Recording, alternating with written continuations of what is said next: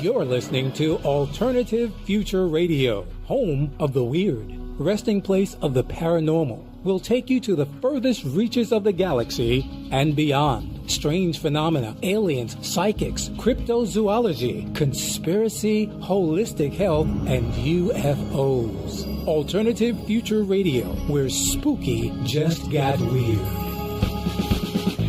Good morning, everyone, and welcome to the Out There Hour, with a little bit of after hours thrown in. It's the old format, gone new format, gone old format. We don't know what we're on about. Just tune in for more.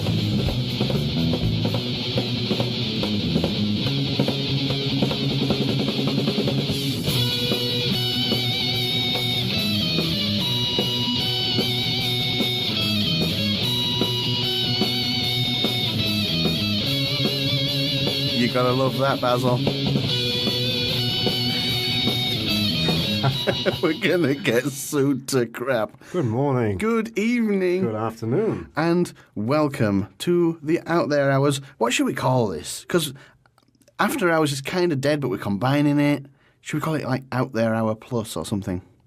Yes, I think so. Something. Out There Hour Extra. It's extra. I must say, welcome, Europe, Africa, Middle East. the Middle East, and at least one guy in Australia.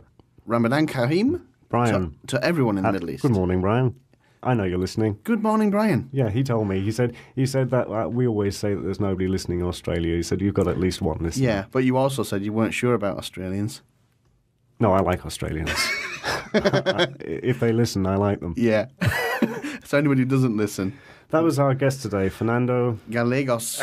playing Star Wars. Playing Star Wars. We found it on his YouTube channel. I hope he doesn't mind us playing that a bit late now. I hope George Lucas doesn't mind us playing it. he's gonna come round your house and give you a beating. Yeah. That was superb. George Lucas is gonna come round your house. Hang on, let me play this clip. I love it. Bend over. Hold your knees. Here it comes again. That's what George Lucas is going to say when he comes round your house. Father of conspiracy, Mr. Anthony J. Hilder. Yes, on the show last week. Classic, as always. What have you been up to? We've had a little break. Oh, we had a week off. Yeah. Yeah, due to a slight technical difficulty. We had 2 weeks off, but 2 weeks. maybe you don't want to mention. Well, we always have 1 week off. We had 1 week off, but the second week we were meant to do part 2 of an interview with Simon Parks. We were. And all hell broke loose. Lots of things, yeah. It's all gone a bit south. I couldn't get up here. I had no vehicle. Yeah, your car went kaput. Everything went wrong. Yeah. So we're hoping to get because I know that the interview with Simon was quite popular. Very much so, yeah. I really enjoyed that one. And the level of detail he goes into is fantastic. It's amazing. I must admit, he would pick out some papers and tell you what colour they were and the binding and the type of weight of paper when he was 7. I couldn't tell you where I lived when I was 7. I've kind of got that kind of recall as well. Yeah. But, the bindings and the papers we're talking about were secret government documents. There were MI5 documents, some might say. So, and the nice thing was with Sam, we've gone into part 2 because we were just covering his childhood. There was no way we were going to do that in an hour. It would have been an injustice to try and do that in an hour. He was basically on to talk about his alien extraterrestrial interactions, which we never even got onto. Yeah, he was speaking recently at the Exopolitics conference in Liverpool in England, which I don't think he's done much public speaking no. before, actually. He's new. Yeah, and he did an AMAC interview. Now, you've got a piece of paper, man. Can I have my paper back, please? You can have your paper back. Because I want to read something out on behalf of Miles Johnson, who's coming on the show. Is this the paper? It is, yeah. Yes, I stapled it to the front. Miles Johnson's coming on the show in a couple of weeks from AMAC, or AMAC, or AMASH. AMASH, I think it's pronounced. www.amach.co.uk or alienabduction.com. He runs a helpline in the UK for people who've had alien abduction issues, if one can call it that. And basically, they've got an event going on, Britannia Hotel, Nottingham, August 31st to September the 2nd. I said I'd give it a plug on the shows in between now and then. And, that you can have a stall there if you want to flog some stuff, your book, whatever. Well, it's a 3-day event, and it sounds quite interesting anyway. If you want to look up a mash on YouTube, it's spelled M-A-M-M-A-C-H. And this is where we discovered our friend Simon. Simon Parks. And he did a very long interview with them. Very long interview. And then there was about, I watched 6 to 7 other interviews with equally plausible people. Yeah. Oh, yeah. There's nothing out there or odd about these. Yeah. They're just very ordinary people with an unusual experience. Well, AMASH is run by Joanne Summerscales and Miles Johnson. That's right. And I was talking to both of them the other day, and Miles is going to come on the show. I finally managed to pin him down to a date. You're talking to Joanne?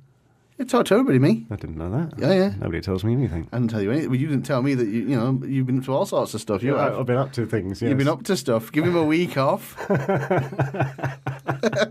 And he's a psychic. Yes, I've been having some psychic training. Yeah. Via Skype. From a lovely listener. From a listener? Geez, you get in every... You know where I get from listeners? What? Earache. Why don't you do this? Why don't you do that? Why don't you stop doing that? Why don't you go home? Shut up. No, they're very nice to me. Yeah, you get all the nice stuff. You get fan mail and stuff. By the way, thanks very much for liking the Out There Hour Facebook. 43, wow. I think it was, likes. I didn't notice it the other day. And thanks for friending me, because I don't have very many friends. Oh. And thanks for joining the Alternative Future Radio group. Yeah, the group is actually pretty popular. And what I like you to do is, when you go to the Out There Hour page and like it, that's wonderful, but it's not very interactive. So not really. If you could go to the Alternative Future Radio group, I can talk to you there, and you can talk to me, and people have been chatting to us, haven't they? We're there most days. I mean, there's been lots of bits of conversations going on here, and we're talking about Simon Parks. Simon Parks called topic of conversation. Yeah. We had Mike Maloney, wartime UFOs. Oh, we've had some trouble. I'm going to discuss that on the next show, though. Yeah, we won't go into that in more now, detail. But, yeah. Now, interestingly, this is something that we can punt out today. We at Alternative Future Radio, we're inclusive. We've got more than one show now. We're hosting. Not us. Yeah. The station. We're now a station. When you've got more than one show, I think you get to call yourself station. Oh, I think it's fair to call us a station. The Higher Side Chats. A nice chap called Greg in America contacted me, and he wanted to include his show on our lineup. And they're pretty good. They follow a similar format to our own. Slightly different topics, though. It comes at it from a different angle. Often has 5 or 6 people in the room with him. He's got all sorts of stuff going on. Yeah, it's very good. They're not massively long. I think they seem to vary a bit in length, but yeah, they're up there anyway. There's one up there already, and I believe it was inspired by his intro, at least it says, from the Fireside Chats from, was it Roosevelt? Broadcasted such things, but yeah, he's talking about a chat with the Spirit Science Council, which is an interesting one, and they do all sorts of living without money type. New agey type stuff. It's all very interesting stuff. I listened to it the other day. So we have our little website here, and we do host. If you have a program and you'd like to host it on the website, we've done it for this gentleman here, and we'll do it for you. He said it. We done it. Yeah. You ask, it's done. That's you us. want it? I'll sing it. Have you seen that, by the way? Have you seen that little number there? No. What is that? 38,754. Pounds. That's how much we've earned. That's how much we've earned from doing this show. Yay! Yeah, no, not even lira. No. Website views. That's not bad. That's very good because a few months. I'm the kind of person who doesn't really visit websites very much. Yeah. I look up for interviews on YouTube and that kind of thing. Yeah. I rarely go to the Coast to Coast website or the Alex Jones website or anything. No, only to poach guests. Robbed by us. Say nothing. Okay. Don't tell him that. I've been having a think about who might be interesting to come on. I've been having a look. You know, I'm always looking. Yeah. And I've seen a lady in America who... How did I know it was going to be a lady? Well, sometimes they're ladies, sometimes they're not. But she's very knowledgeable on the black-eyed children. Ooh, wait, I've never heard of them until you started up about it. That is interesting. Yeah, she's a radio host herself, as so many of them are. But I think she might be somebody nice to get on. Yeah. I'm also getting some help with some EVPs. Now, I've been looking into that this week. I emailed an all-female group of EVP experts in America that I found, I think in Pittsburgh somewhere. That could be the one. There was one particular interview I heard last year or the year before on EVPs, and the EVPs were very good. Yeah. I've been looking to find people into that as well. I mean, there weren't a scratch, but there was quite a sentence there. Yeah. And so there's two, if you'd be interested in listening, do you think we should... Type up on the group. Drop us a line there on Facebook or YouTube channel. Facebook group's probably the best way to get on. Would you like to hear an interview on black-eyed children and on electric voice phenomenon? Yeah. Have you got anything in the pot there? Anything on the boil? Oh, God. I've been looking into all sorts of stuff now, trying to remember them. That's another matter. We've been doing UFOs. This month, we've actually got no UFO people on, but we have got a couple of... alien experiences, shall we say? Yeah, we've been contactees, haven't we? We've been contacted by the abductees. That is so lame. That's so lame. But we've been contacted. I've got more news. Literally news. If you go to our Facebook, if you go onto Facebook and you search for Out There News, just one word, you can go to our Facebook page, which is updated constantly with alternative news. You can use it as a bit of a news source. It's not constant, but, sort of like 8 times a day or 10 times a day. And it's all the oddball stuff that you don't get anywhere else. Not too much, though. Well, I don't want to be bombarded with news, Mark. That's what I'm saying. Just don't subscribe to it if you don't. It's not bombarded. I mean, look at this. 15 hours ago was the last post. It's not mental or anything. What might be interesting for our listeners, and especially for me, is who is coming up on the show in the future? Now you're asking questions. Now, let me just go through the little list here. Anybody interesting? Still haggling with Andrew Di Bastiaggio. Graham Nichols, he's coming to talk about out-of-body experiences, which are apparently not to be confused with life after death experiences. Fair enough. He pulled me up on posting his... schedule page on life after death. And apparently they're not the same thing, so I said, please come on and explain fully. You got told off? Because I know nothing. Zingdad? Pleiadian alien. Pleiadian alien. Yeah. A Pleiadian alien by the name of Adamu channels his consciousness, whatever, through a chap bearing the name Zingdad, who's in South Africa. Which makes a bit of a change. We've not had a guest from South Africa. And he's coming on the show. He's already booked. I'm trying to get a chap on who I won't name just yet to talk about Kabbalah. Is Kabbalah good or bad? I think he says it's good. Some people say it's bad. I keep hearing it's satanic. I keep hearing it's satanic as well. But I looked at the Wikipedia description of it, and it sounds pretty average. I'm excited about this. Now, I like him. I had a conversation with this chap the other day. A New Age lawyer and author, Henry Dahout, I hope that's pronounced right, or Dahout, shares his ET contact experience, is what it says. I had a conversation with him to let him know about the seemingly large number of people who are lawyers who've had very weird or ET experiences. Yeah. Why lawyers? I mean, of all the professions, I've never heard one profession used more than once when it comes to ET experience, except lawyer. What's that about? Because...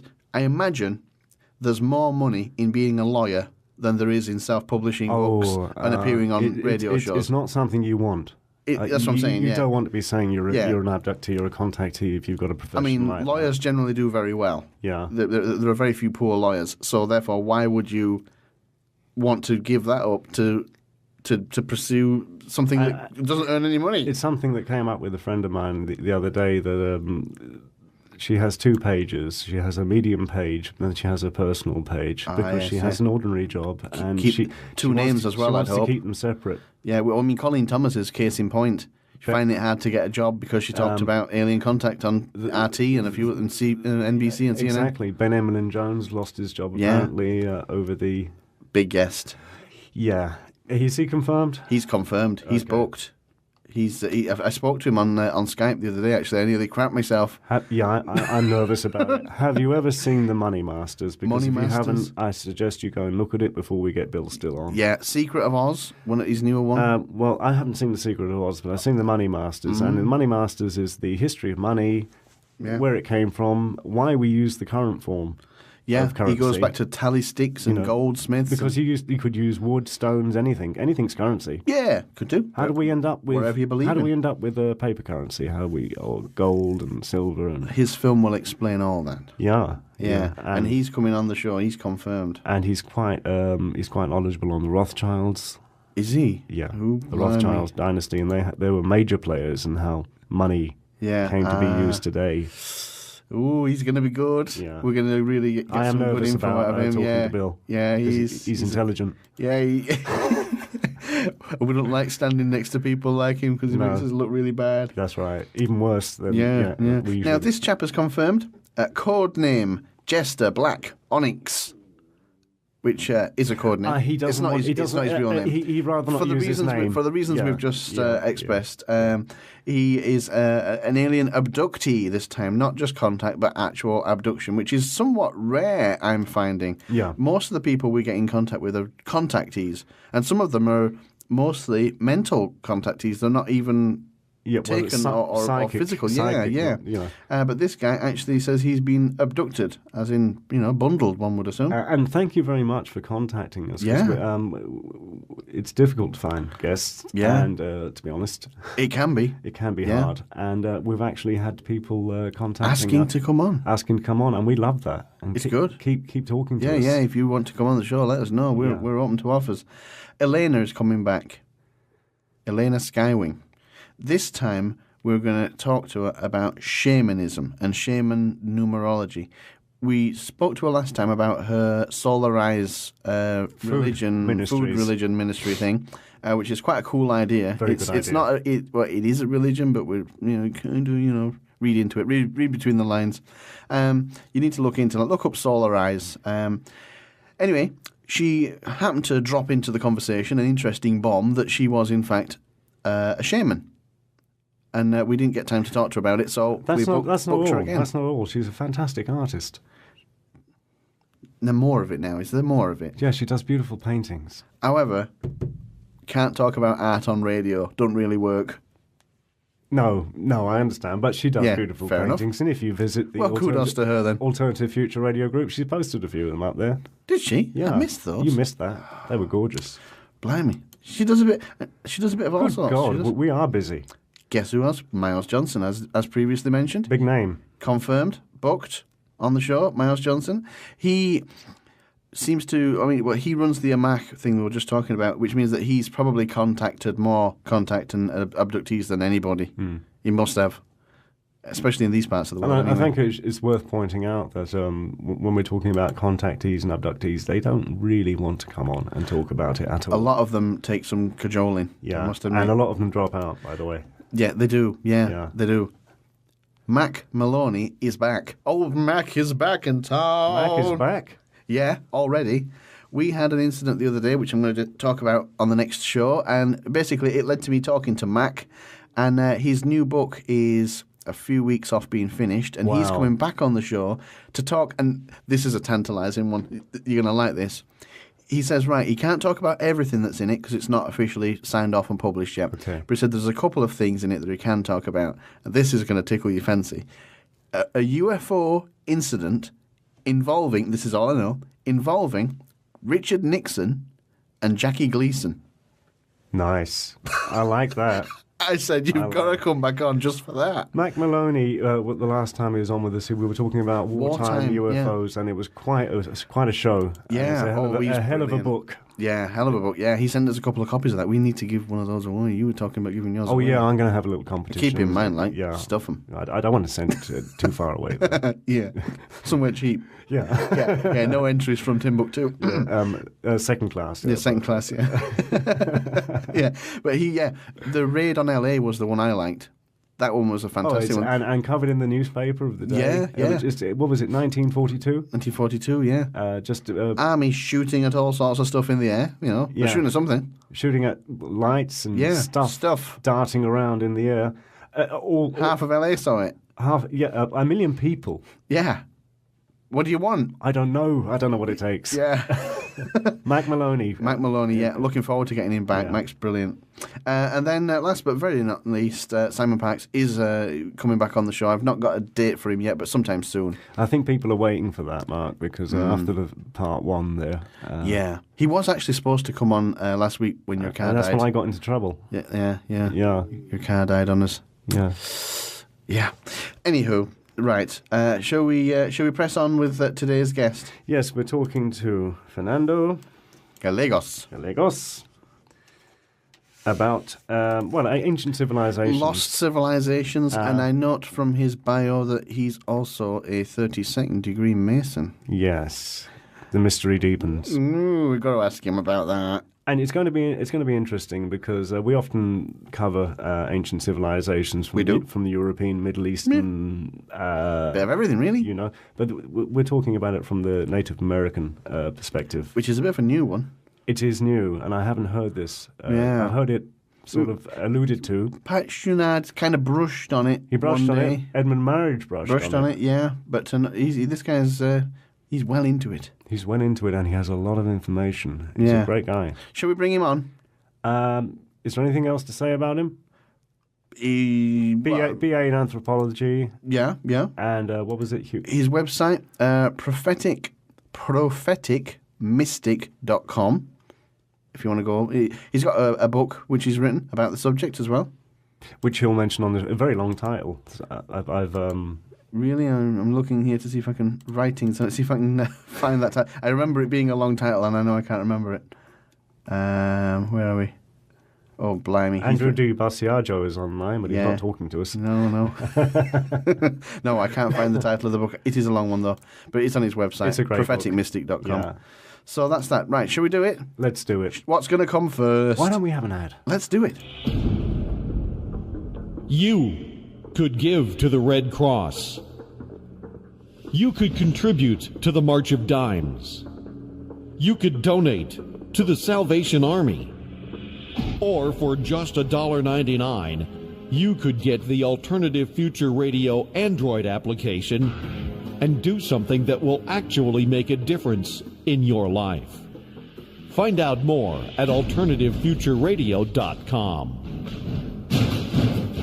Okay, so now joined on the line, we are joined with Fernando Gallegos, I hope I got that right, from San Jose, California, who stayed up very late for us. Hello, Fernando, I hope I got your surname correct. Hi, it's pronounced Gallegos, but... Gallegos. I knew I was going to get that wrong. I normally fall over on the Castilian Spanish. I knew you were going to get it wrong. It was always going to happen. Never mind. Good morning, Fernando. Good evening, even. Good morning, good evening, and good afternoon. Good morning. So, Fernando, you are... Where do we start on this? You've got a very interesting past. Should we start at the beginning? Because I, like most people, take no offence from this, but I hadn't heard of you. And I looked you up, and I looked everywhere for background info, and I found pretty much nothing. So I think, are we the first people to interview you? Because I couldn't find any other interviews with you anywhere. Actually, yes. You guys are the good. First. I had a feeling we were. I've actually denied several, or turned down some interviews previously because I'm kind of a quiet, reserved type person. Yeah. Okay. Yeah. And we're pretty easygoing here. We're pretty laid back. Yeah. We're easy to get on with. Well, much as I appreciate it, it meant research was a bloody nightmare. So please, but tell us who you are and what you're doing, Fernando. And we always take the view here that the listeners don't have any grounding in any of this. So just start from the beginning. Yeah. Okay, so where to begin? I was basically the quiet guy in the back of the class. Pretty reserved. Really shy. And then growing up, I started experiencing different things. I can't even explain, but I'm sorry. Take your time. Growing up, I actually got really heavily into mysticism, and I found out that my parents actually had lineages on both sides with Rosicrucians and Freemason. So that got me kind of pumped up. Freemasons, most people will have heard of, but what are Rosicrucians? Yeah. What is that? It's a fraternal organization started in the 1500s. It started in Germany, and supposedly their lineages go as far back as ancient Egypt. Oh. And so a lot of the alchemical teachings and things of that sort actually tie in a lot with the Rosicrucianism. Sorry, carry on then. Oh, say that again? Continue with your story. You got into mysticism and Freemasonry. You were saying when you were younger. Yeah. So and then I started getting really into it, and I guess after high school I read a book on Lemuria, and it got me really into it. And studying anthropology in the university, I started researching as much as I could, everything from academic sources to books to neglected ethnographies that just been put aside. And I started filling up a whole cabinet full of these notes, and eventually I got around to writing a book. I never intended to write it. I never planned on it, but it happened, and this is the end result. And for most people out there, Lemuria is going to be a new word they're not going to be familiar with. It's not one I've come across. I've heard of it. Just describe what is Lemuria a official place? Is it a mythical place? Is it an unproven place? And where is it? It's a mythical place. Several cultures put it in different areas. Native Americans put it in the far north, and I would say around the Arctic area. The Polynesians put it right in the middle of the Pacific Ocean, but it's basically around the Pacific toward the Arctic north. And sorry, where is it now then? They claim that it's underneath the ocean. Plenty of it's succumbed to great cataclysms, and it's now under the ocean. Just like Atlantis, it's pretty much parallel to the Atlantean myth. But this predates Atlantis, according to what the myths say. I was going to say that was my next question. Could this even be Atlantis, but told a different way? Yes and no. Atlantis was specifically beyond the straits, exactly where Plato mentioned in the Atlantic Ocean. However, the legends of Lemuria are specifically within the region of the Pacific Ocean. Right. So that's the major difference. What would the Lemurians have been? Were they Caucasian or Indian or what? What ethnic? None of the above. All right. Any ideas? I honestly have no idea. They're actually described different ways. Some people describe them as having Caucasian-like features, and others as almost reminiscent of Indian cultures.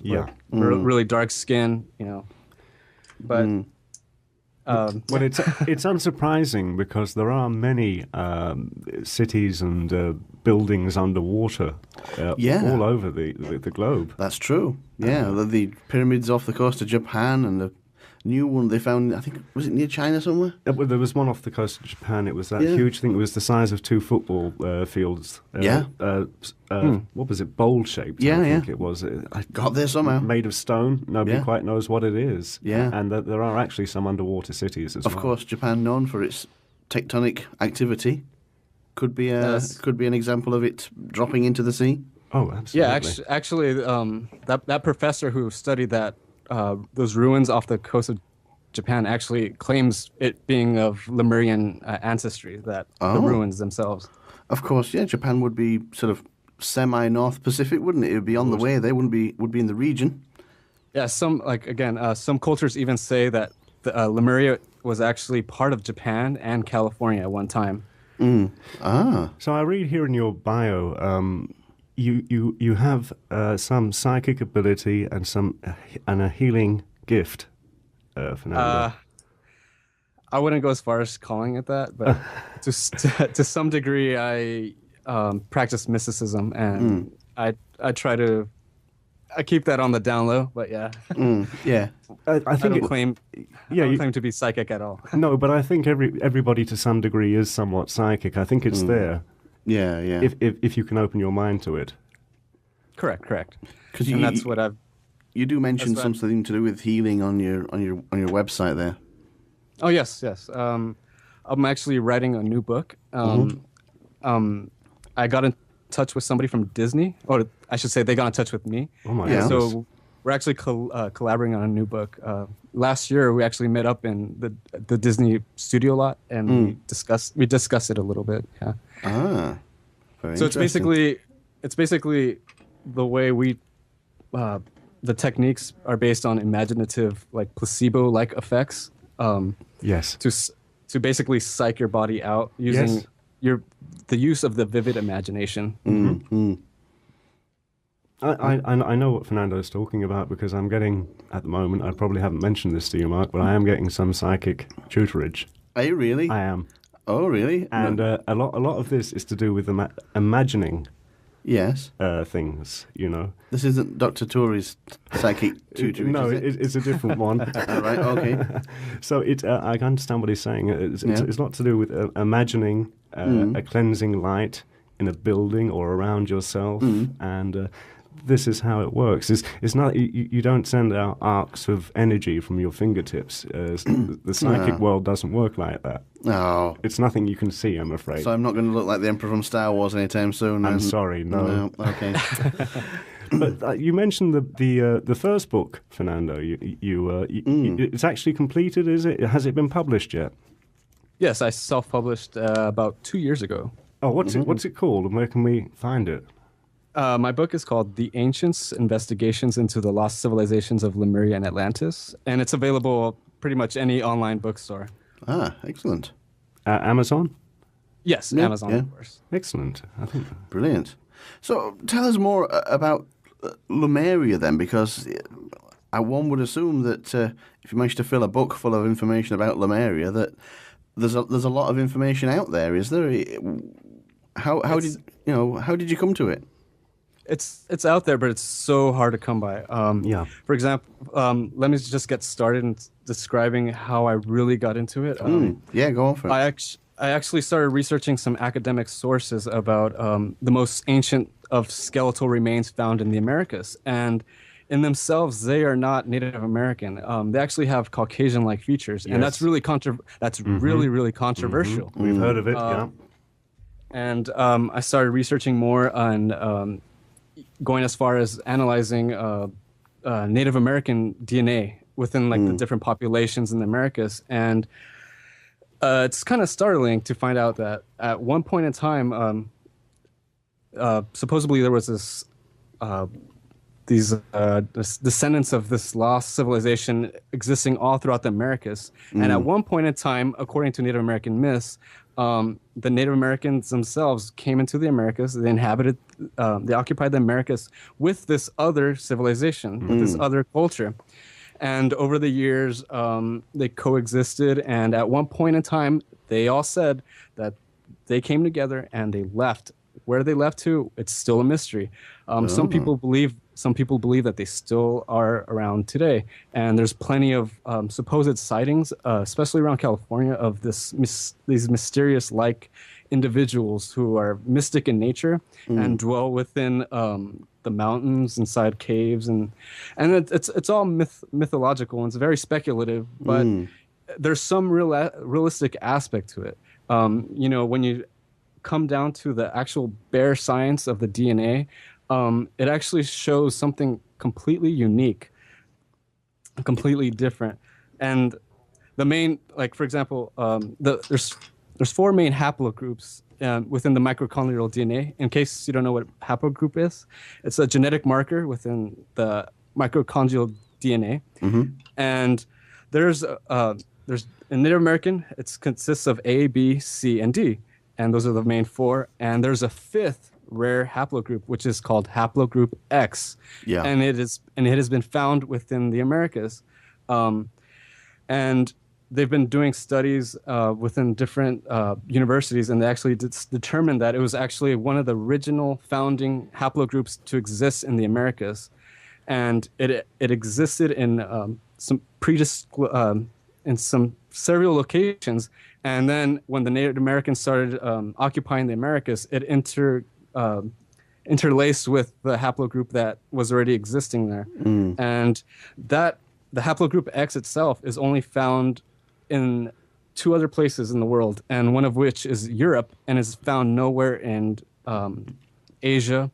So, according to what we were taught in school, the Native Americans came over from Asia and into the Americas through the Bering Strait. However, the haplogroup X is not found anywhere in Asia, and only in 3% of the population's in Europe, and that's what makes it so bizarre. Just out of interest, what are those populations in Europe? Because isn't there some evidence to suggest that Vikings could possibly have gone from, say, Norway to Iceland and then Greenland and then into sort of Nova Scotia and then down into modern-day US?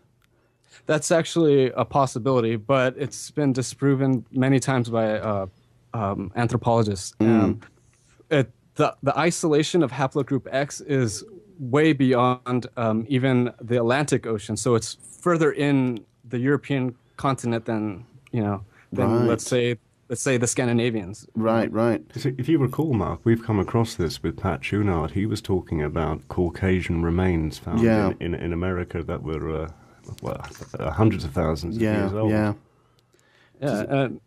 What's most fascinating is about how the Native Americans themselves, they say we got here and there was already a group living here, and that's what's that's what's been neglected. That's the missing part of the whole puzzle. And you don't hear that often. And so the controversy in itself is that there's laws in the United States for Native Americans to reclaim skeletal remains for reburial. And so that's why they prevent a lot of genetic testing on the most ancient of skeletons. And the neglected part is the myths themselves. The Native Americans say these people were mystical beings. They taught us everything they knew, and at one point they left, and they vowed to one day return. When that is, who knows?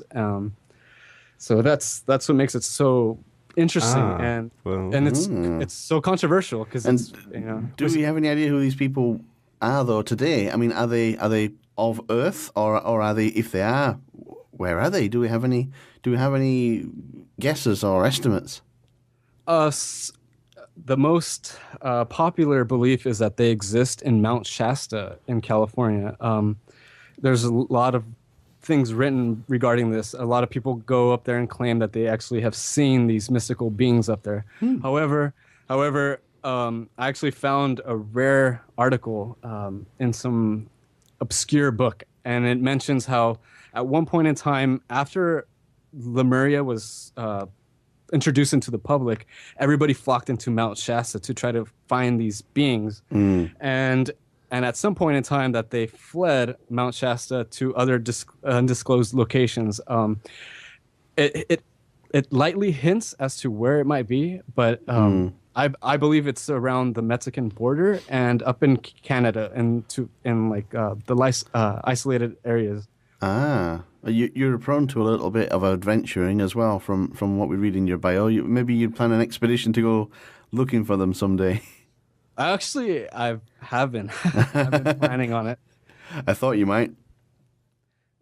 Yeah, there's supposedly there's, according to some Native American stories that I've read, there were actual communities of these Caucasian people along one of the rivers in Northern California, and I've actually pinpointed the rough location of one of them. And I'm planning to go up there to see what I can find. Do you have a description of them? I know you say Caucasian, but are they short or tall? Because Caucasian covers quite a lot, because even within Europe, you've got some quite dark Caucasians in, say, Romania, and then quite pale Caucasians in, say, Sweden.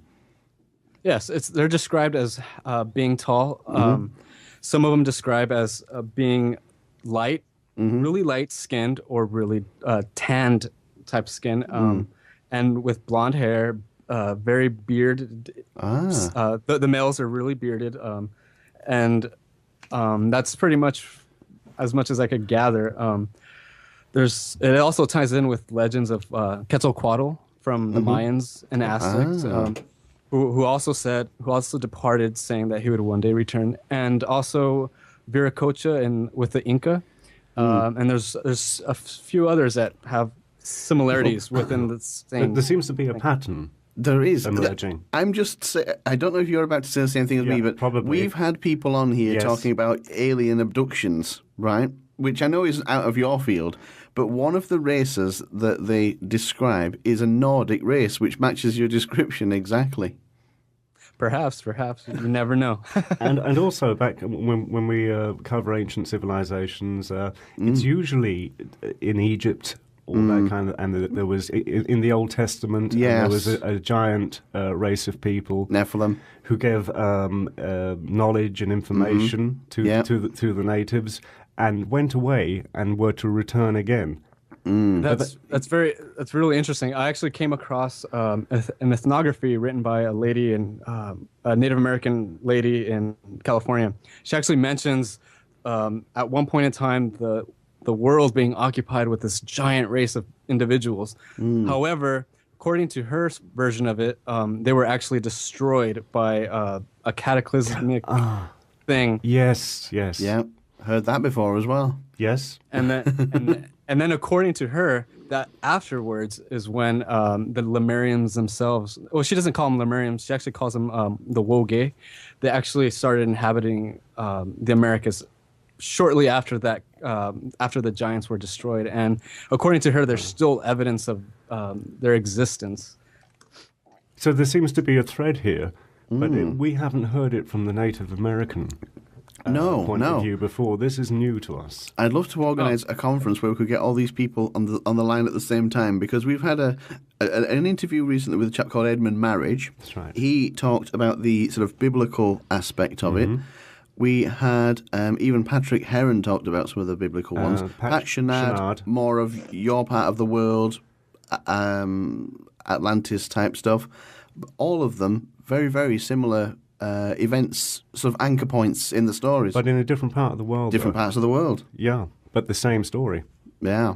There's something in this.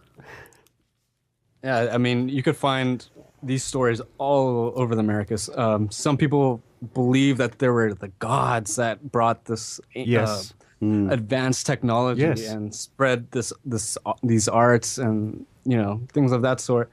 But I believe it might not have been just one individual, but yet a community. I've actually found stories in Peru. While I was in Peru, I was studying the most ancient of historical documents. Not ancient, I should say. Historical documents from when the Spanish first arrived and they were investigating.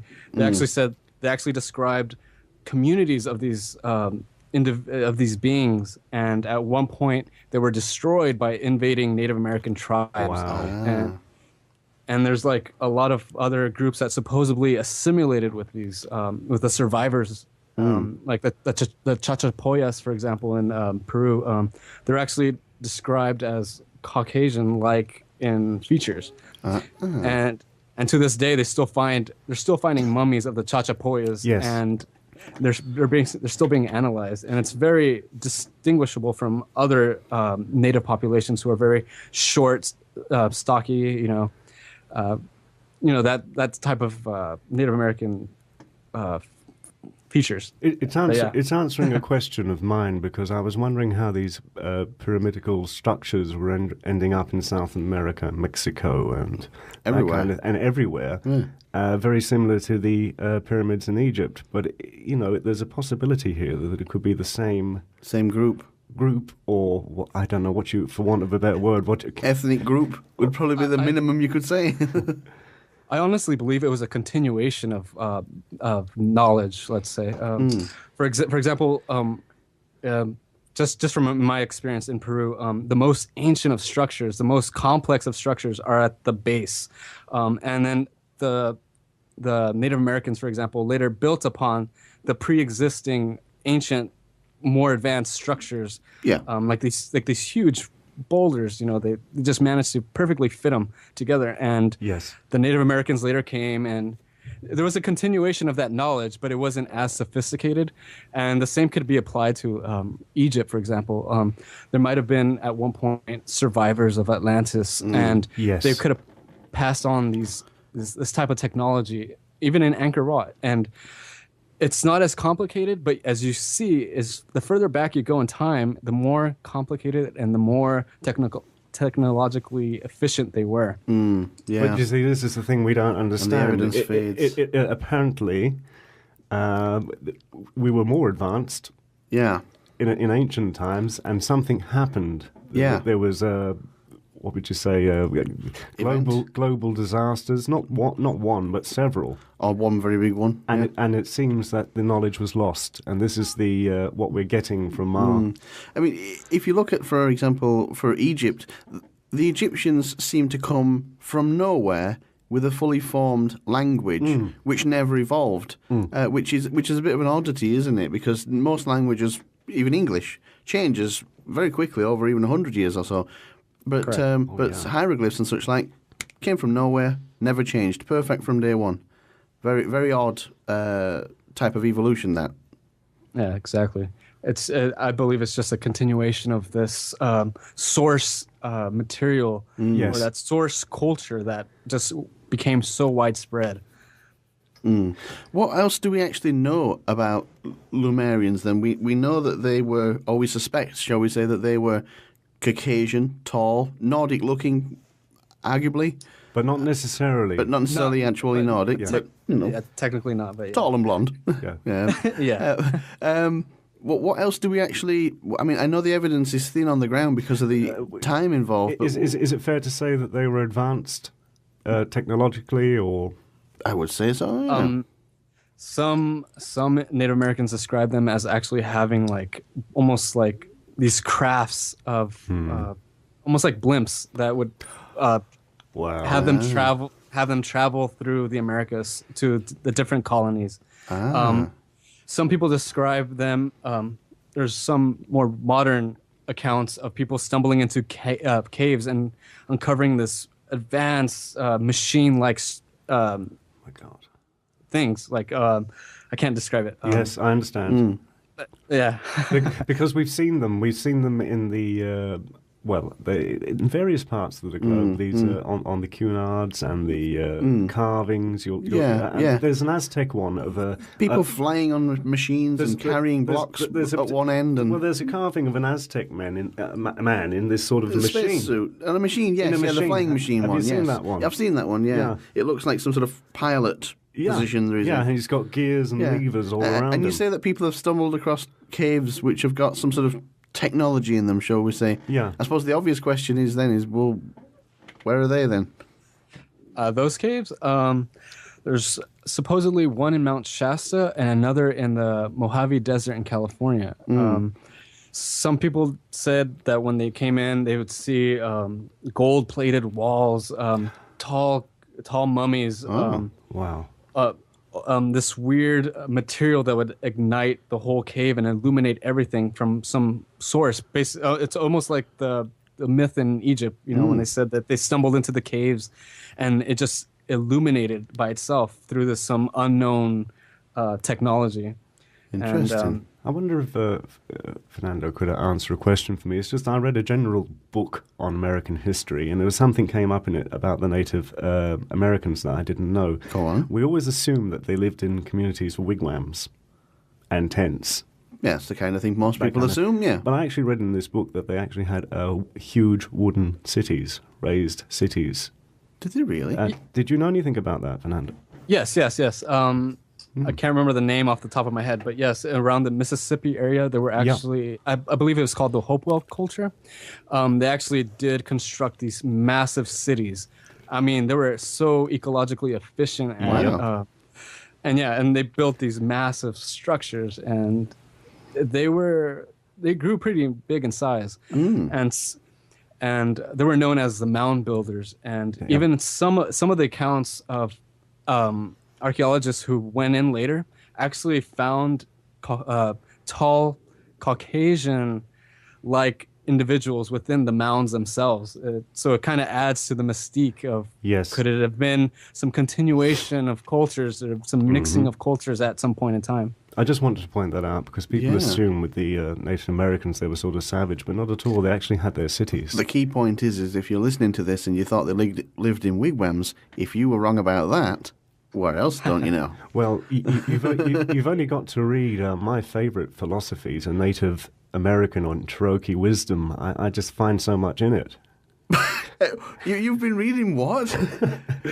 Indian proverbs and Cherokee wisdom. They're quite amazing, the things that they have to say. Excuse me, Fernando, but this is on you. I mean, you've been reading Native American wisdom books and not talking about it. Yes.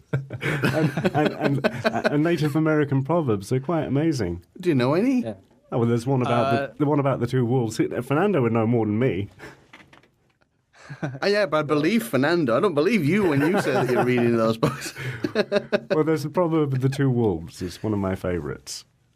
I'll look it up then. Do you know that one, Fernando? I do not. Oh, well, I'll share. Go on, it's sharing time. Yes, go on, show and tell. Well, you put me on the spot here. Yeah, too right. I don't believe you. A little Indian boy says to his grandfather, the grandfather says to the little Indian boy, there's two wolves inside every man. Mm-hmm. And they're battling. And one is full of greed and hate and, what would you say, negative energy, and the other wolf is full of love, and sharing, and kindness. Mm-hmm.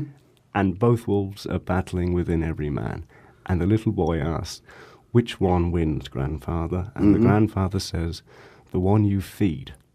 Isn't that lovely? And I'm paraphrasing. There's much more. It's much better when you actually read it. So you dark horse. There's something now that we found unusual about you, because especially as we're in Europe. Yeah. The Masonic connection, and that's odd. The Masons have a very bad, they've got a bad rep, let's be honest. They have a bit, I don't know how to put this diplomatically, but they haven't got the best name in Europe. Their PR department is letting them down somewhat. They're thought to be behind a lot of conspiracies and things like that. So your parents are actually 33-degree Masons. No. No? No. I'm the only 32nd degree Freemason within my family. Oh, right. On my mom's side, the lineage goes back, I don't know how far, but yeah, my grandfather, my great-grandfather were Masons. On my dad's side, it was more Rosicrucian. Yeah.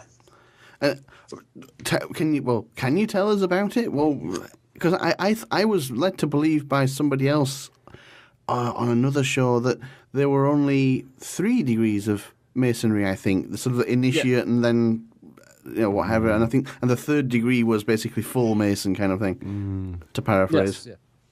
Yes. So there's the Blue Lodge, which consists of 3 degrees, and then there's all these alternate bodies. So you could go into different organizations that build upon the 3 degrees. So the Scottish Rite is the one I belong to, and it goes up to 32 degrees, and there's an extra 33rd degree, which is only given once a year to an outstanding member of the community. Right.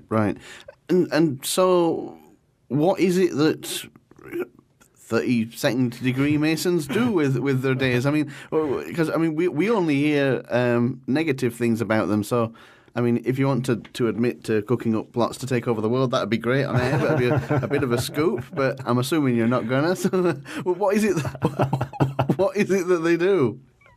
Actually, a lot of all Masons do community work that's around here. I don't know about. I can't speak for the rest of Europe, but for here, every single lodge has its own clinic, its own hospital for, and it's free of charge for children, be it whatever disease or whatever illness they may have. It's the same in Europe. Yeah, and that's why a lot of doctors go into Freemasonry, to help bring back that sense of community to, kids, So like my lodge, for example, we have a clinic for the deaf and hearing impaired. So it's free of charge for the kids, and there's always a doctor on staff, and it's quite nice. A lot of the Masons around here, they also participate in all these community outings and just things of that sort. I can't really support the conspiracy theories in terms of what I've seen, but no, not in your experience of Masonry. And also, I know that there is a certain type of Masonry that isn't too bad, because Laurel and Hardy were Masons. Were they really? People may. That's right. That's right. They were. And they couldn't be bad. I'm not sure if they'd be the greatest of examples, but yeah. Not the greatest Masons, perhaps.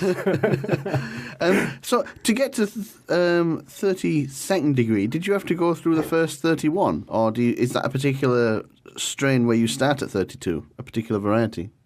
Actually, you start at the 4th degree within the Scottish Rite. Within the Scottish Rite, you start at the 4th degree and you move your way up. How does one earn? Do you earn it somehow? Say that again.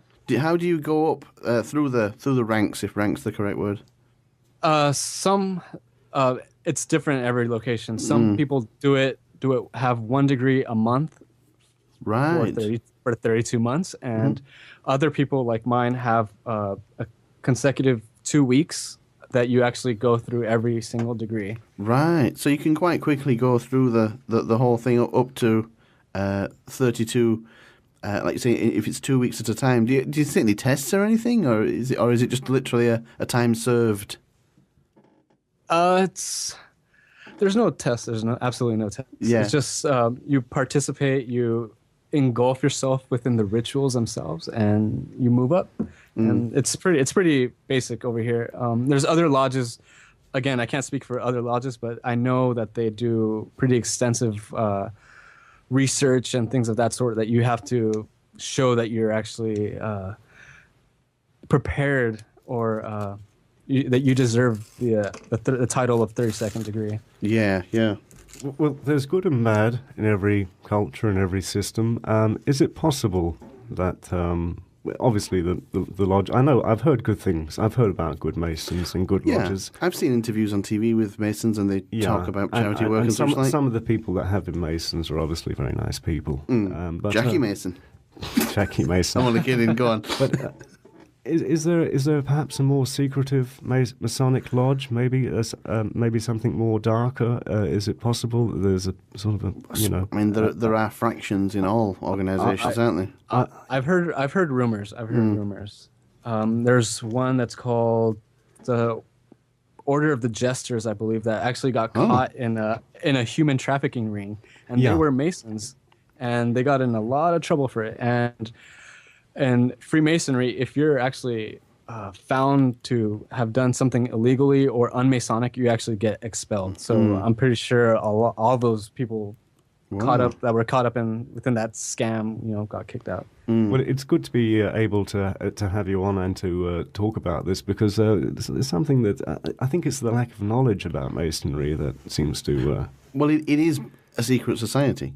Yeah. I mean, by its own admission, it is a secret society, so there's not going to be a lot of information out there.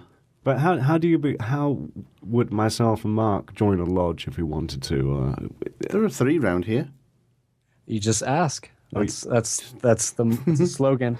To be just one, turn up. ask one. Oh, I don't think they'd let us join. They might think they might think we might gab about their initiation ceremony or something. We can't shut up, basically. Yeah. You guys have been blackballed. I suspect you might be right. We'd probably start talking about it, so I don't think they could have us. We might not be trustworthy.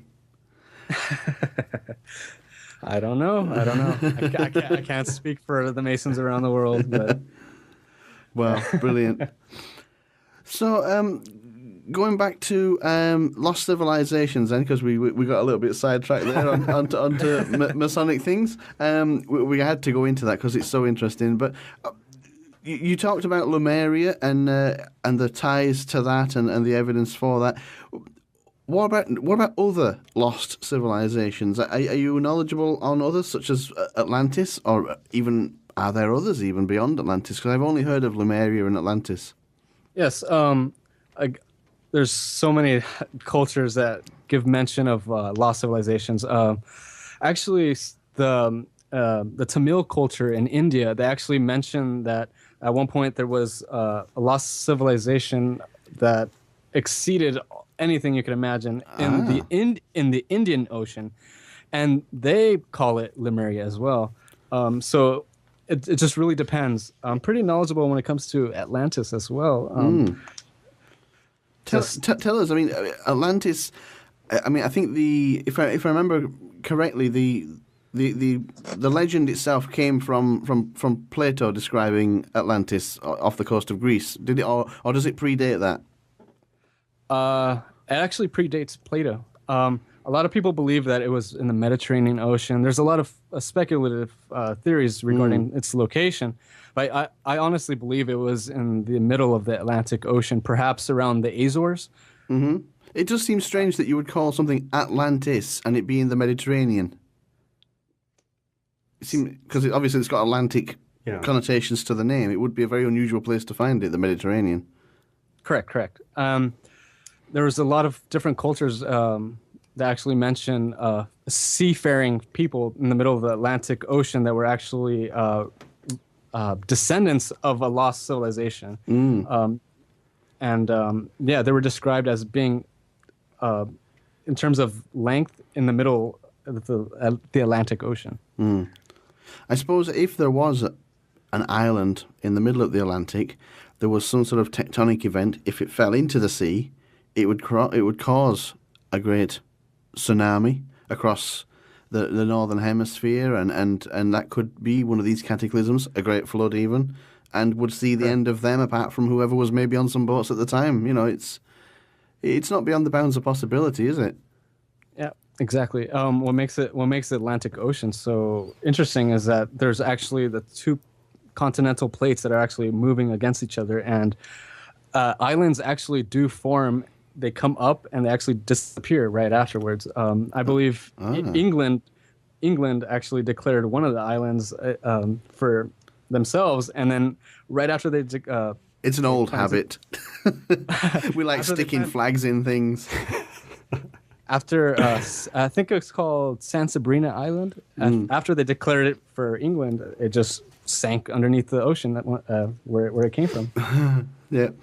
Now I know you don't. I know you don't claim to be a healer as such, Fernando, but I'm just wondering here, would you have any advice for people? I know you've had your own experiences with depression, and I'm just wondering, how did you get over that, or did you treat yourself, or how did you cope with that? Have you any advice for anybody who might be suffering?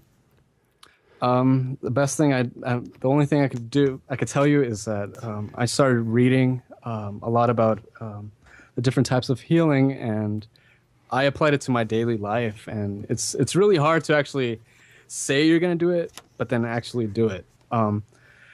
Afterwards, everything just fell into place, and it seemed that everything just completely went a different direction in my life. You know, I ended up going to Peru, for example. I never thought in a million years I would ever go to Peru. Yeah. And I studied there with the indigenous Quero for 2 weeks. And what about the language barrier? Do you speak? I mean, Peru is Spanish speaking or Portuguese? It's Spanish, but the Quero, for example, they speak Quechua, which is a native. That's language. what I was thinking. Yeah. It's almost like the equivalent of Latin during the Roman Empire, because the Incas themselves were so massively distributed around South America. So it'd be considered like Latin.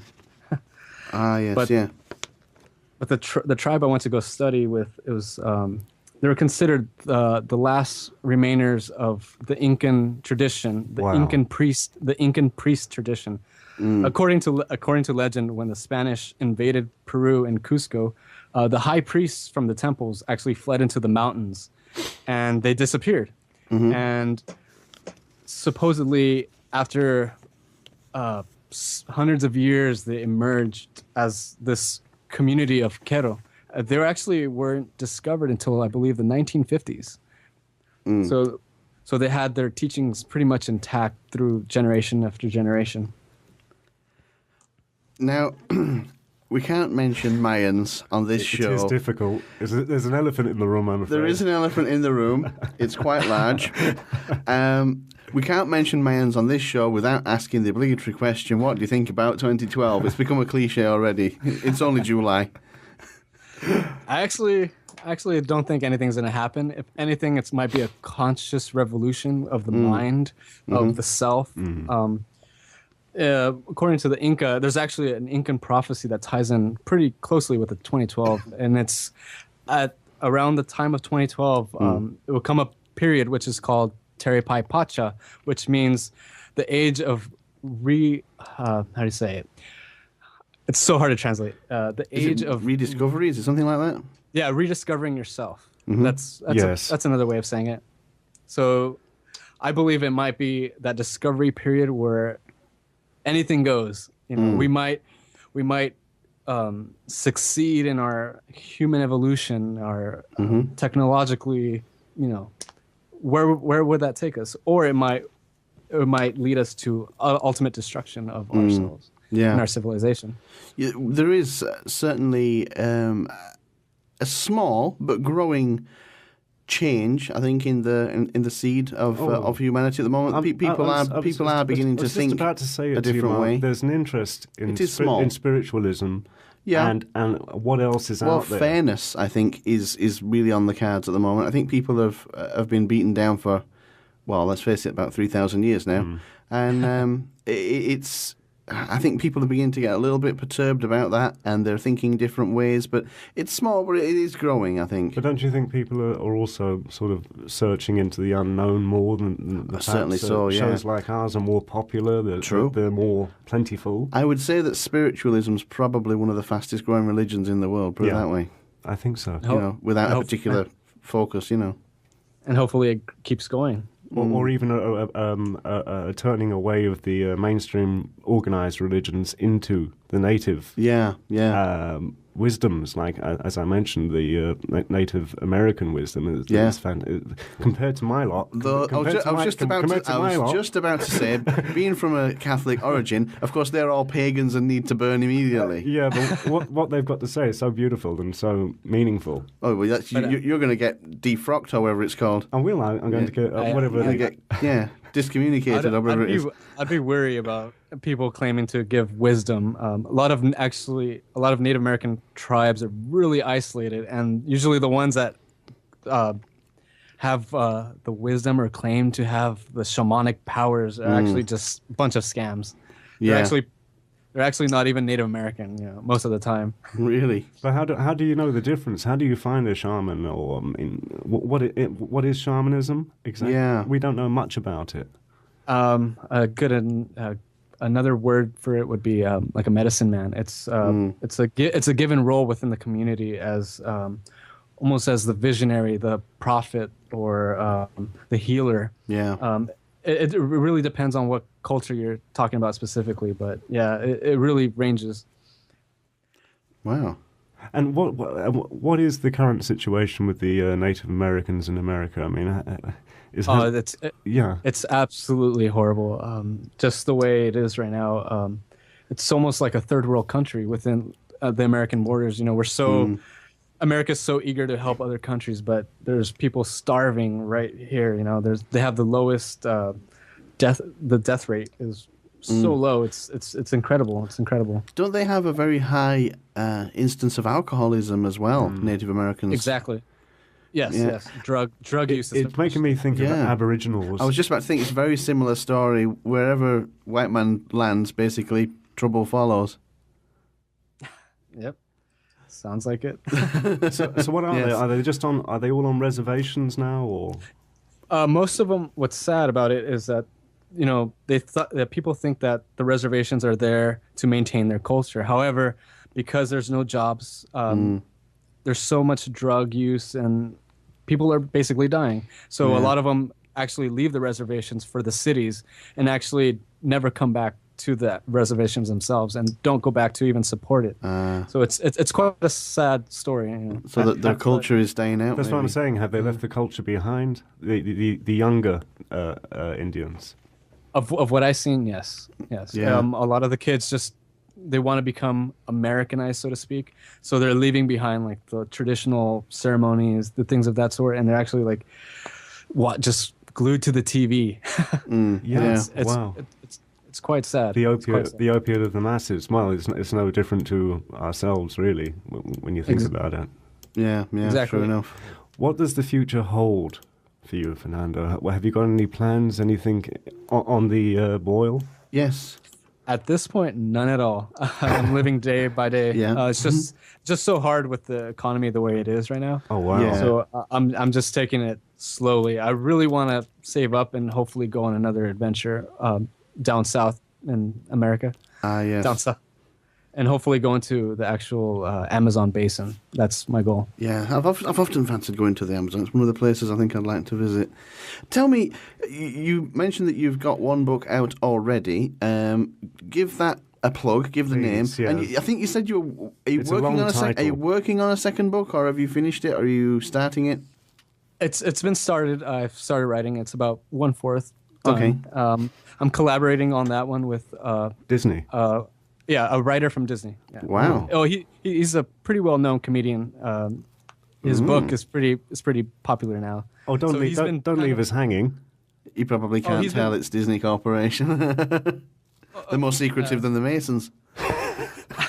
His name is Martin Olson. Okay. Yeah. Maybe not. There's a name. Yeah, he's a really cool guy. We don't believe so much into that whole pay us and we'll teach you how to heal.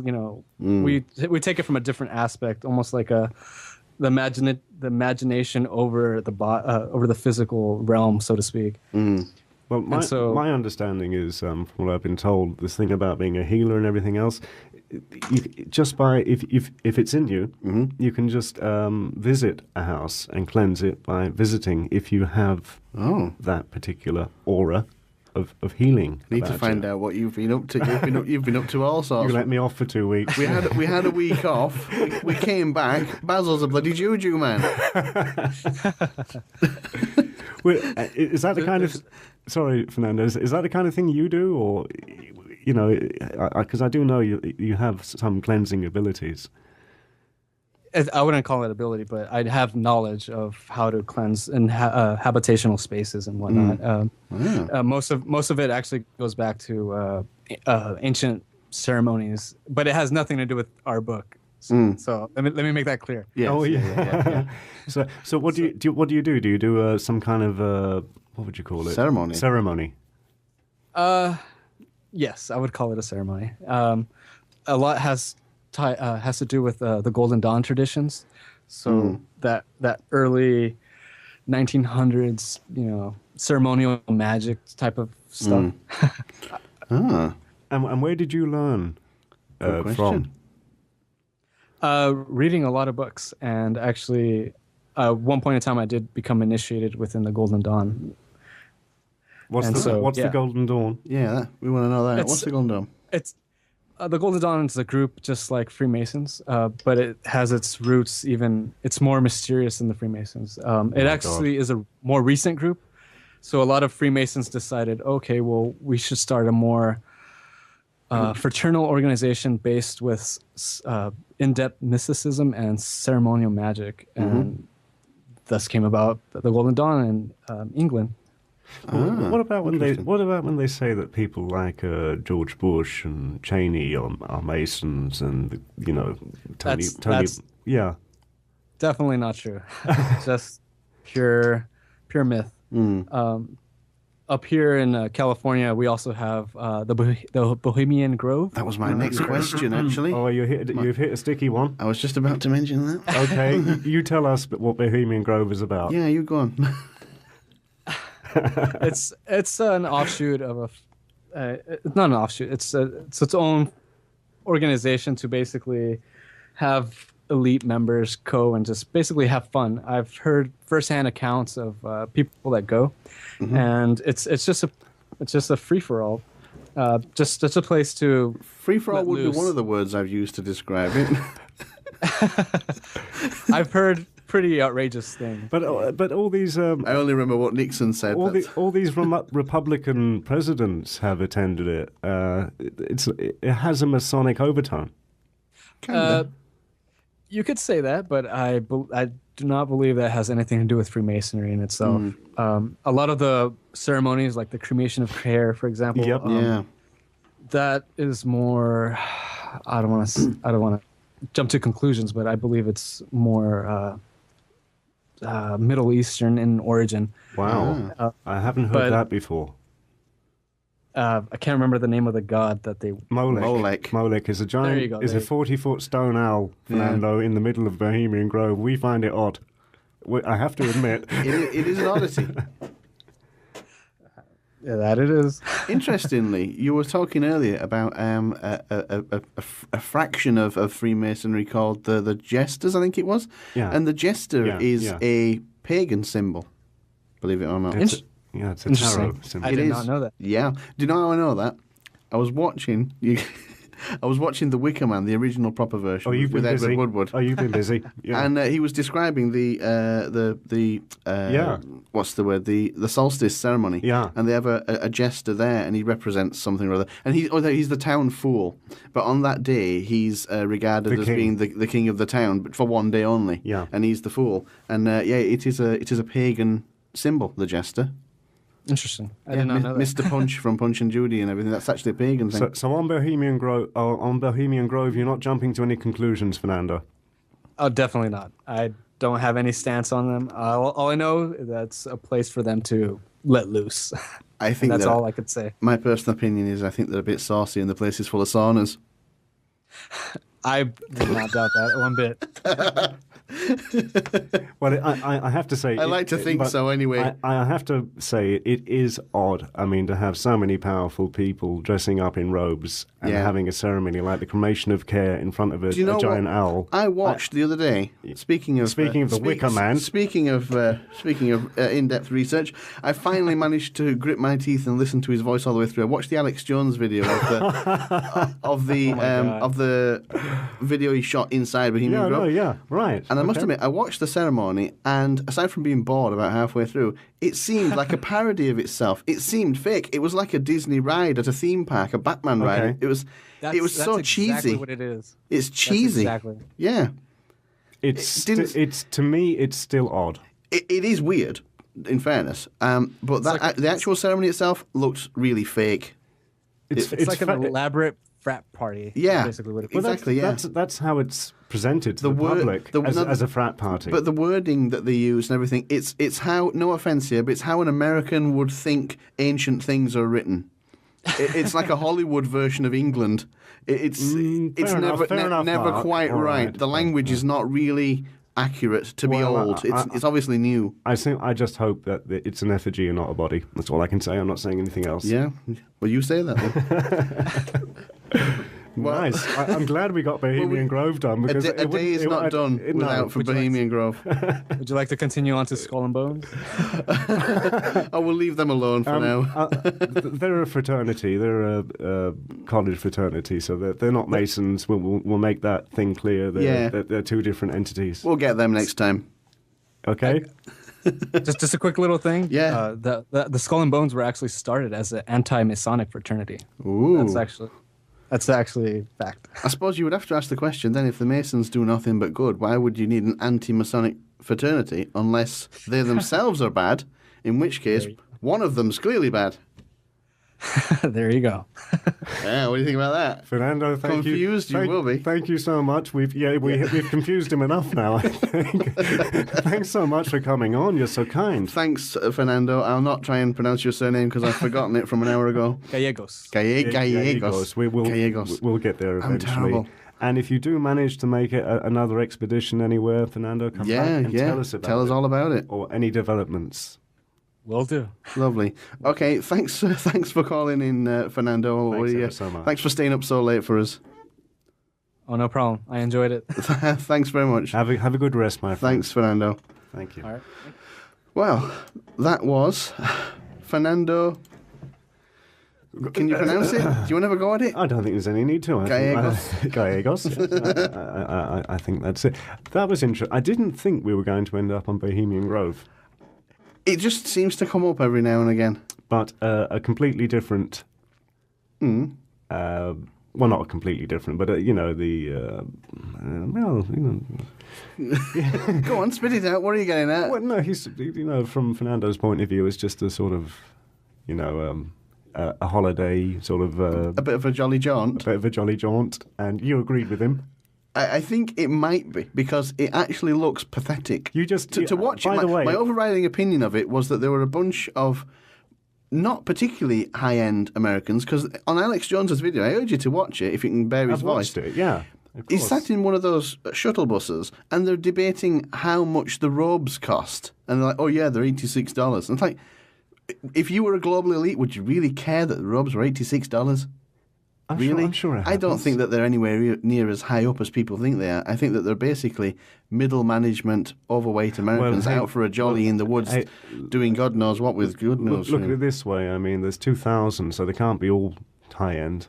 So there's got to be like a fraternity in there of 100 of the wealthiest. There's going to be some high-end ones. And then there's going to be lower ones. Do you know what I think? Do you know those photos that you see where Bush is there and Cheney, wherever? Yeah. I think they're guests of honour. Hence why there's photos of them. Well, they would be guests of honour. Yeah. So, and I think that day to day, most 99.9% of the people there are probably essentially nobodies. Somebody who owns a steel fabricating company in Milwaukee, that kind of thing. Yes. And they're basically just there for a jolly. How many of them are let me just play Anthony Hilda's clip here, because it is one.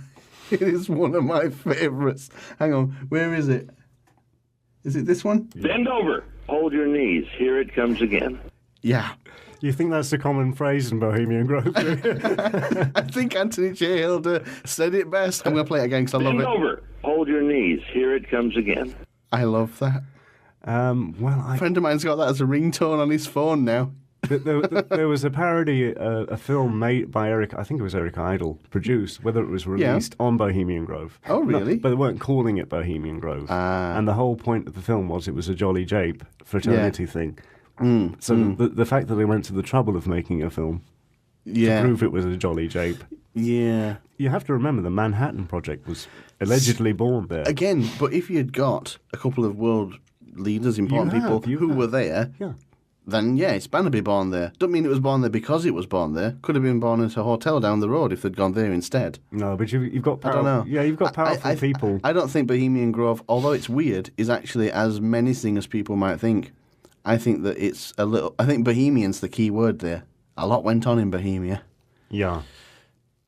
Bend over. Hold your knees. Here it comes again. Bohemian. Key word. Well, I think it's safer to take a pessimistic view when it comes to world leaders and powerful people. If they are world leaders, they're mostly not, I think. And I agree there. They're mostly not. The ceremony itself looked really crap, to be honest. Crap is probably the word I would use to describe it. It was rubbish. Yeah, but what did you expect? I mean, well, I thought it would have been ancient and mysterious and all that kind of stuff, but it wasn't. It was a parody of ancient and mysterious. You got rich people dabbling in the occult. It is going to look a bit stupid. When Hollywood makes a film about England and they have everybody basically acting like Hugh Grant, that's exactly what Bohemian Grove ceremony was like. It was like a Hollywood version of what an ancient ceremony would be looking like. Yeah, but it was just cheesy. Hey, look, you're assuming that a satanic ceremony is going to be cool. Not cool, but well worded, at least, if it's that old. Well worded, or I don't know what the word is, organised or choreographed. Not so crap. Choreographed. Yeah, choreographed maybe. Yeah. It just looked really cheesy and crap. They're there to... Do you know what it looked like? What? It looked like it was a scene from a film that was shot for about $5,000. Yeah, sure, because that's reality. It looked like they'd bought a load of Jawa uniforms. You're so mental. You want to see Eyes Wide Shut. This is what you're disappointed about. Yeah. Bend over. Hold your knees. Here it comes again. It looked like they'd gone to a shop, hired a load of Jawa costumes from Star Wars, lit some torches and run up and down the side of a riverbank. It just looked rubbish, I have to say. But that's reality when you're burning a real-life body in front of a giant stone owl for satanic purposes. It looks crap. I don't know. Again, they didn't show you the body, did they? And it was all mysterious. Well, it's an effigy, you know. And yeah. We're hoping. Alex Jones we're hoping to God it was a real person. It's because Alex Jones filmed it. That's what your problem with it is. Well, yeah, I mean, I had to obviously turn the sound down, but yeah. Russia Today covered it as well. They always covered it. Yeah, they covered it the other week. Yeah. Because it was only on last week. What was? Beaming Grove. You're joking. Just last week. And I wasn't invited. Nah, didn't get invited. Yeah. Right, I think we've had enough of this. Yeah, let's go. Let's get out of here. Thanks very much, everybody. The Out There Hour See you, everybody. on Alternative Future Radio. The Out There Hour with Basil and Mark. www.alternativefutureradio.com.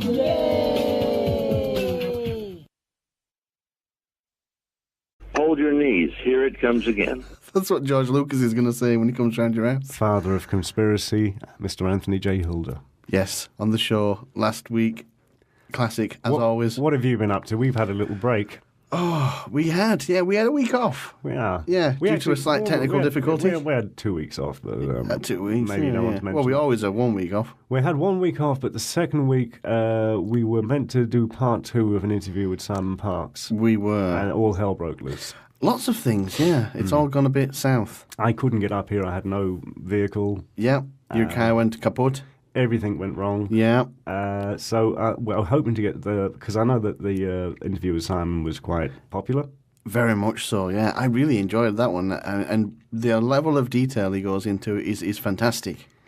It's amazing. I must admit, he would pick out some papers and tell you what colour they were and the binding and the type of weight of paper when he was 7. I couldn't tell you where I lived when I was 7. I've kind of got that kind of recall as well. Yeah. But, the bindings and the papers we're talking about were secret government documents. There were MI5 documents, some might say. So, and the nice thing was with Sam, we've gone into part 2 because we were just covering his childhood. There was no way we were going to do that in an hour. It would have been an injustice to try and do that in an hour. He was basically on to talk about his alien extraterrestrial interactions, which we never even got onto. Yeah, he was speaking recently at the Exopolitics conference in Liverpool in England, which I don't think he's done much public speaking. No. Before, actually. He's new. Yeah, and he did an AMAC interview. Now, you've got a piece of paper, man. Can I have my paper back, please? You can have your paper back. Because I want to read something out on behalf of Miles Johnson, who's coming on the show. Is this the paper? It is, yeah. Yes, I stapled it to the front. Miles Johnson's coming on the show in a couple of weeks from AMAC, or AMAC, or AMASH. AMASH, I think it's pronounced. www.ammach.co.uk or alienabduction.com. He runs a helpline in the UK for people who've had alien abduction issues, if one can call it that. And basically, they've got an event going on, Britannia Hotel, Nottingham, August 31st to September the 2nd. I said I'd give it a plug on the shows in between now and then. And, that you can have a stall there if you want to flog some stuff, your book, wherever. Well, it's a 3-day event, and it sounds quite interesting anyway. If you want to look up AMASH on YouTube, it's spelled AMMACH. And this is where we discovered our friend Simon Parks. And he did a very long interview with them. A very long interview. And then there was about, I watched 6 to 7 other interviews with equally plausible people. Yeah. Oh, yeah. There's nothing out there or odd about these. They're just very ordinary people with an unusual experience. Well, AMASH is run by Joanne Summerscales and Miles Johnson. Right. And I was talking to both of them the other day, and Miles is going to come on the show. I finally managed to pin him down to a date. You're talking to Joanne?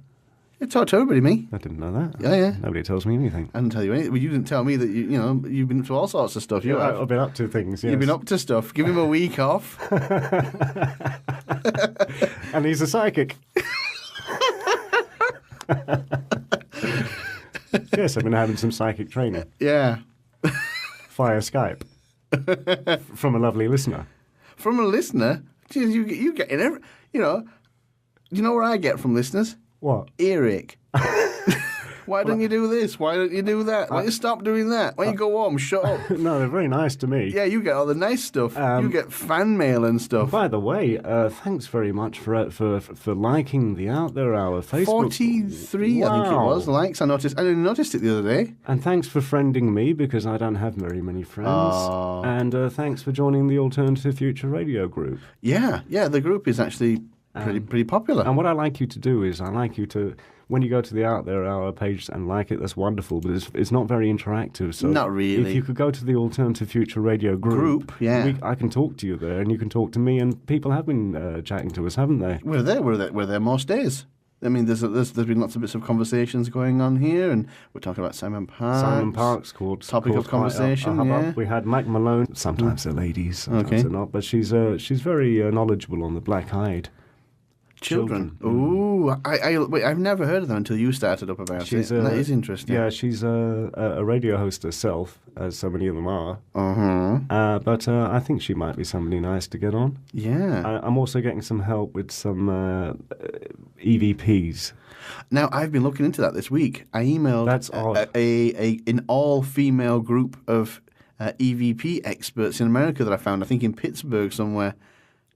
That could be the one. There was one particular interview I heard last year or the year before on EVPs, and the EVPs were very good. Yeah. I've been looking to find people into that as well. I mean, there weren't a scratch, but there was quite a sentence there. Yeah. And so there's two. If you'd be interested in listening, do you think we should...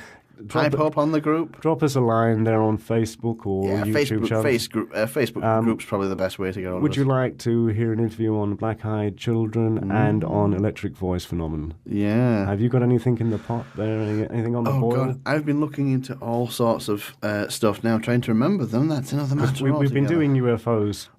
This month we've actually got no UFO people on, but we have got a couple of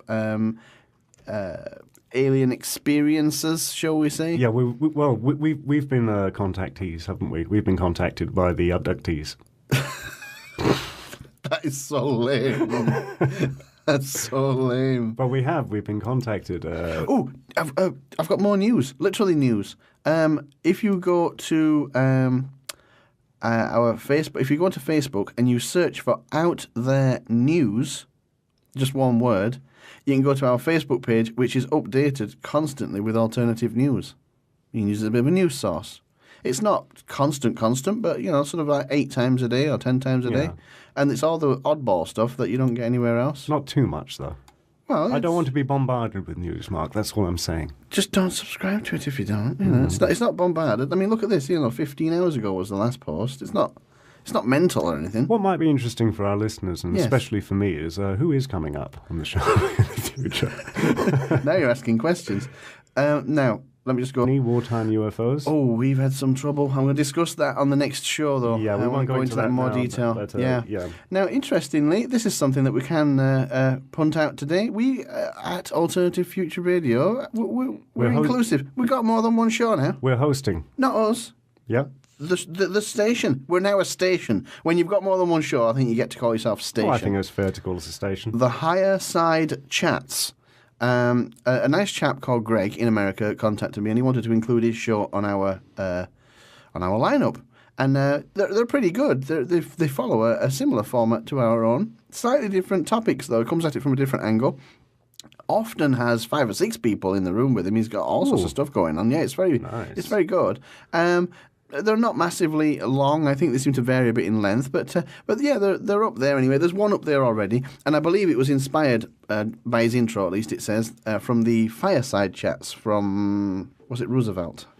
Broadcasted such things, but yeah, he's talking about a chat with the Spirit Science Council, which is an interesting one, and they do all sorts of living without money type. New agey type stuff. It's all very interesting stuff. I listened to it the other day. So we have our little website here, and we do host. If you have a program and you'd like to us to host it on the website, we've done it for this gentleman here, and we'll do it for you. He said it. We done it. Yeah. You ask, it's done. That's you us. want it? I'll sing it. Have you seen that, by the way? Have you seen that little number there? No. What is that? 38,754. Pounds. That's how much we've earned. That's how much we've earned from doing this show. Yay! Yeah, no, not even lira. No. Website views. That's not bad. That's very good because A few months. I'm the kind of person who doesn't really visit websites very much. Yeah. I look up for interviews on YouTube and that kind of thing. Yeah. I rarely go to the Coast to Coast website or the Alex Jones website or anything. No. Only to poach guests. Rob by us. Say nothing. Okay. Don't tell him that. I've been having a think about who might be interesting to come on. I've been having a look. You know, I'm always looking. Yeah. And I've seen a lady in America who. How did I know it was going to be a lady? Well.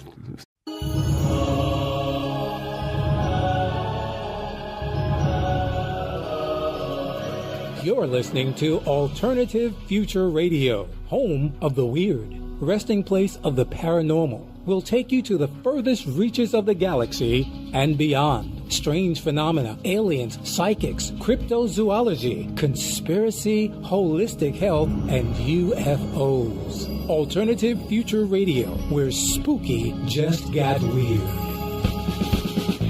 Good morning, everyone, and welcome to the Out There Hour, with a little bit of After Hours thrown in. It's the old format, gone new format, gone old format. We don't know what we're on about. Just tune in for more.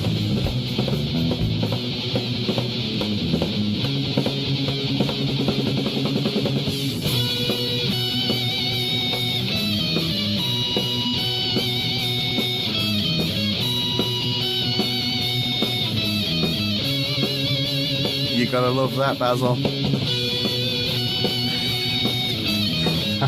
We're gonna get sued to crap. Good morning. Good evening. Good afternoon. And welcome to the Out There Hours. What should we call this? Because After Hours is kind of dead, but we're combining it. Should we call it like Out There Hour Plus or something? Yes, I think so. Something. Out There Hour Extra. It's extra. I must say, welcome, Europe, Africa, Middle East. the Middle East, and at least one guy in Australia. Ramadan Kareem. Brian. To everyone in the Middle East. Good morning, Brian. I know you're listening. Good morning, Brian. Yeah, he told me. He said that we always say that there's nobody listening in Australia. He said you've got at least one listener. Yeah, but you also said you weren't sure about Australians. No, I like Australians. If they listen, I like them. Yeah. So anybody who doesn't listen. That was our guest today, Fernando Gallegos. playing Star Wars. Playing Star Wars. We found it on his YouTube channel. I hope he doesn't mind us playing that a bit late now. I hope George Lucas doesn't mind us playing it. he's gonna come round your house and give you a beating. Yeah. That was superb. George Lucas is gonna come round your house. Hang on. Let me play this clip. I love it. Bend over.